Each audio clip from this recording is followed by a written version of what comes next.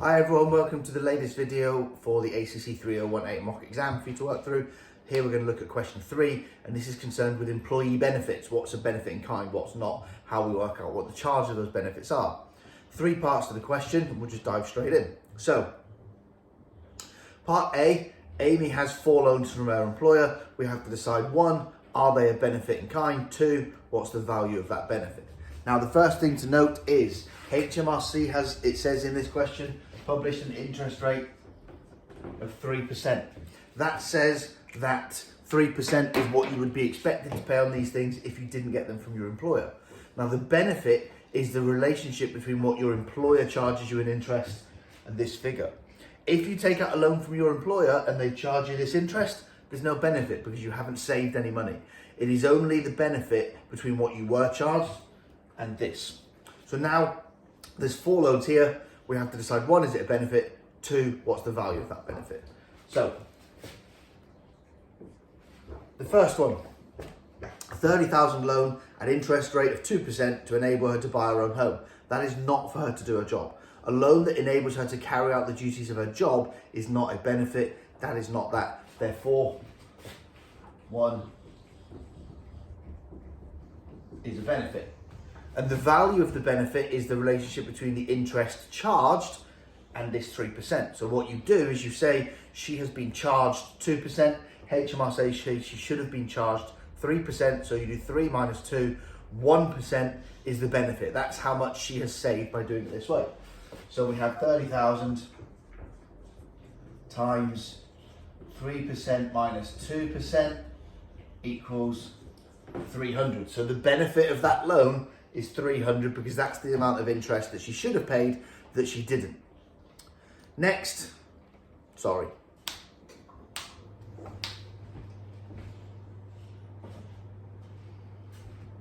dog being a pain. Next, number 2, an interest-free season ticket loan of £10,000. Well, the season ticket loan isn't for her to do her job, it's for her to get to her job, and that is not a business expense. Therefore, again, this is a benefit.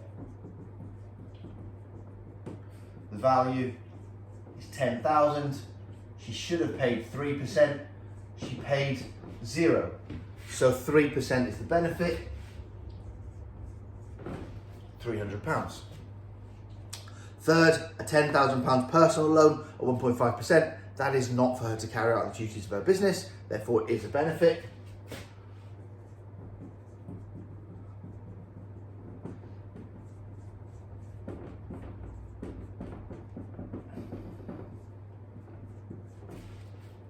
£10,000 is the value of the loan, 3% the HMRC rate, 1.5 the rate she actually paid, so the benefit is the difference of 150. And the final one, a £6,000 loan to buy equipment for use in her employment, that is to do her job. So 4, there is no benefit there because it is to carry out the duties of her work. Therefore, we add those up, and the total amount of benefit in kind is £750. And that's it for part A. That's that done. That was actually 9 marks. 1, 2, 3, 4, 5, 6, 7, 8. Presentation 9. Then we move on to part B, and part B is about company cars. How we calculate the chargeable benefit in kind based on the cars that are there. So here we have throughout 2021, Alan is provided by a diesel engine motor car which had a list price of $29,500.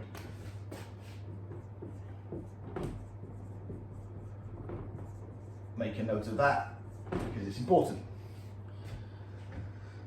It has emissions of 140 grams per kilometre. Alan's employer pays all the running costs except for fuel for private use. We'll come to what that means in a minute. Compute the taxable benefit. So the way we compute the benefit is we use this information to come up with a percentage charge of this price. So how do we come up with the charge?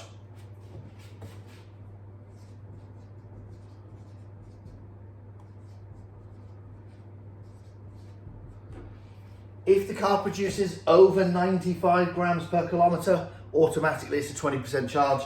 And then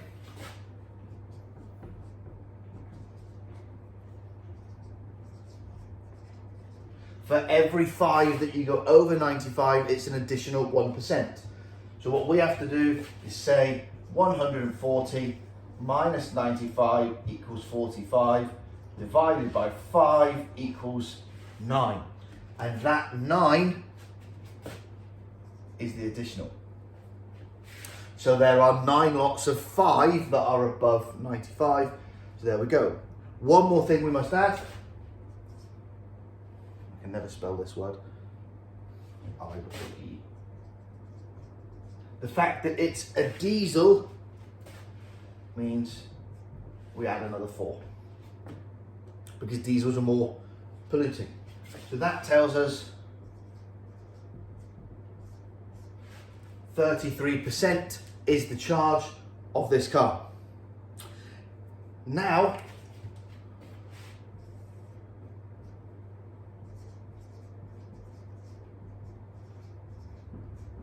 $29,500, which is the list price, times 33% is 9,735. And it says Alan's employer pays all of the costs, including private fuel. This is the benefit in kind based on having the car. If the employer also pays for private fuel, as in all your petrol at the weekends and evenings and everything, there is another benefit. And we use the same percentage for that.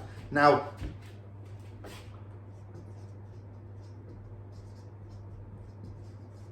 every year HMRC publish a figure that they think of as the private fuel benefit charge. At the minute, it's 24,500, but in the budget every year that can go up or down. So we do 24,500, also times this 33%, which comes to 8,085 and gives us a benefit in kind charge of 17,820. So for the fact that he has a car provided for him and he has all his fuel paid, even at the weekends when he's not at work or on holiday or anything, he gets a benefit in kind charge of 17,820. If he's a higher rate taxpayer, he will pay tax of 40% of that figure. If he's a lower rate taxpayer, he will pay tax of 20% of that figure. Somewhere between 3,500 or 6,500. So if he's a higher rate taxpayer, if he earns over 85,000, now this gets added on to that. So he would need to earn around 32,000 to not be a higher rate taxpayer, because 32 plus the 17.8 comes to 49.8. So if he's earning over 33,000, he's a higher rate taxpayer and he will pay £6,400 in tax for the fact that his car is given to him and his fuel is paid. And that's what you need to weigh up. People ask me this all the time. I've been offered a job, do I take a car, blah, blah, blah. Now, we do this calculation and I say to them, in this case, it will be, okay, £6,400 is the amount of tax you're going to pay. That is about £120 a week.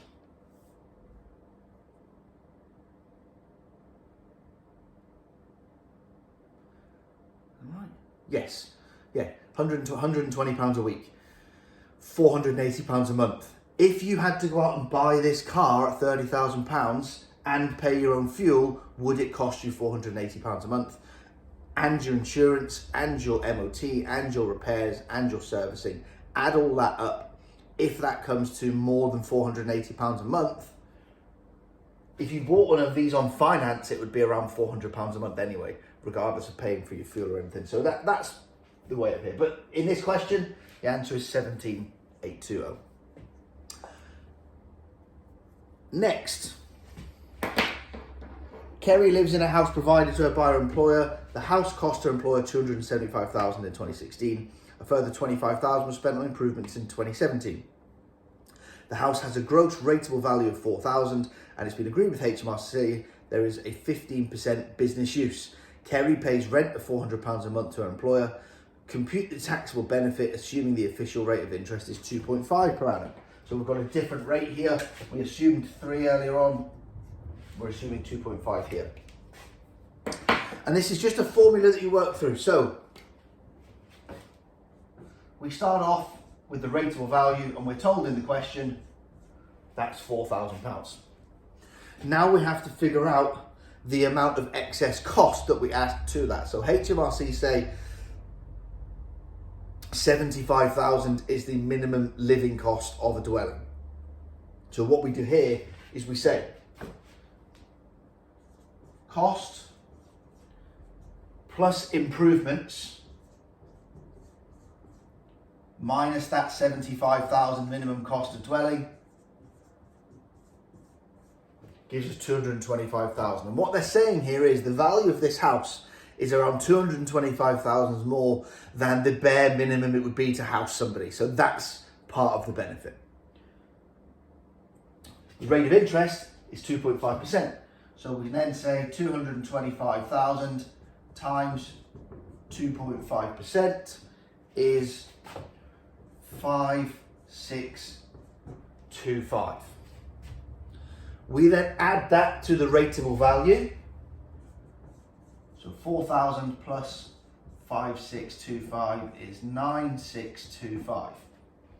That's the value of the benefit here, but we're not finished because we've got something to take off of that. So the total value is 9625.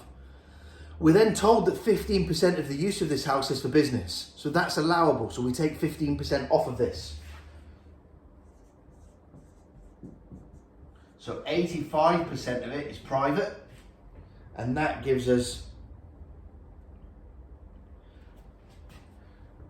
8181.